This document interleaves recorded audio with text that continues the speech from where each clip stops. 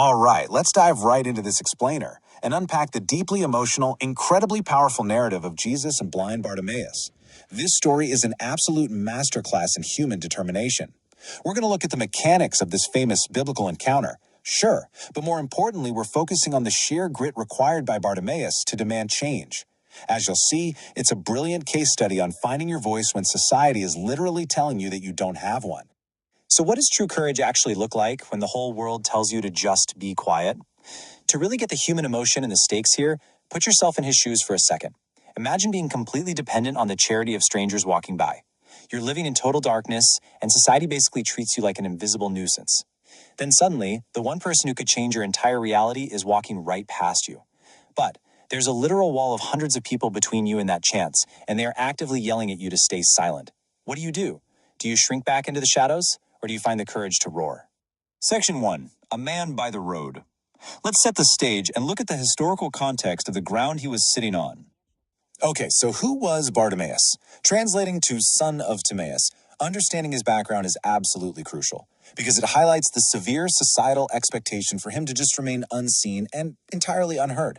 In first century society, there were zero social safety nets, none. A physical disability like blindness basically guaranteed absolute poverty. Giving him the name son of Timaeus gives him a specific identity in the text, yeah, but his day-to-day reality was just profound marginalization. He was expected to sit there, keep his head down, and only speak up enough to ask for a few spare coins. Never, ever enough to disturb the peace of the general public.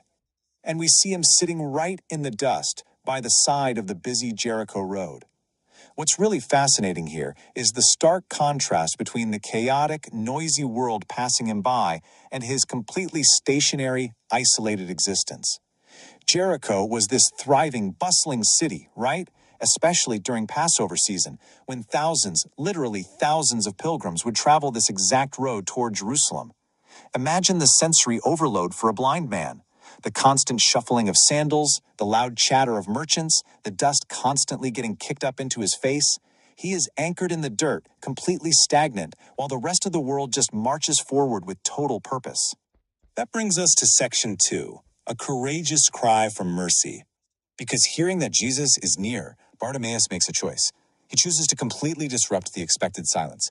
Instead of just accepting his marginalized fate, he takes a massive and honestly quite disruptive risk. He hears the commotion, figures out that Jesus of Nazareth is at the center of this huge crowd, and he has a choice to make.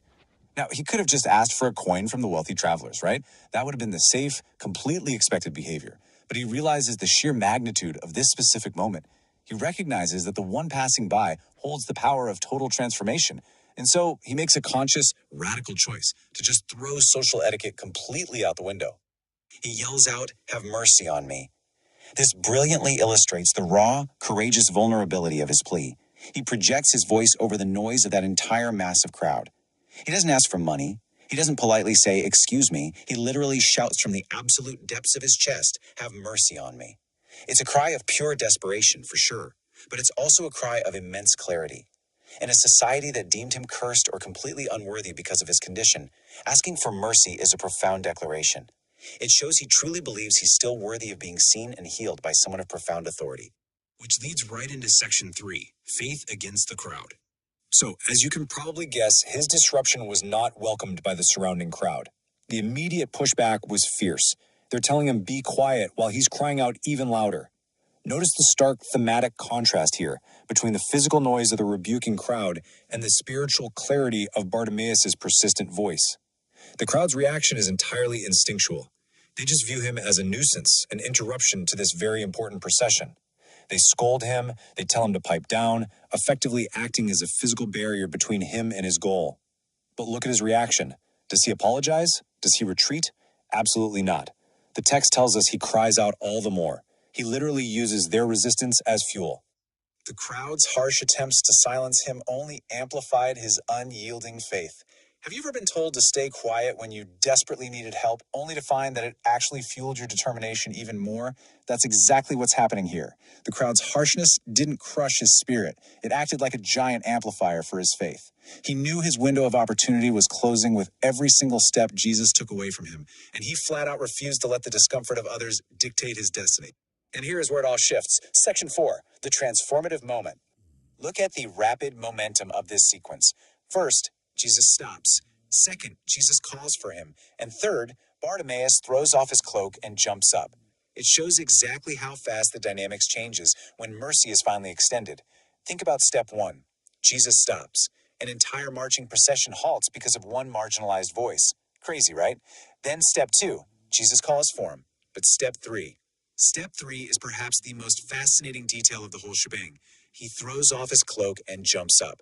You have to understand, a beggar's cloak in the first century was literally everything.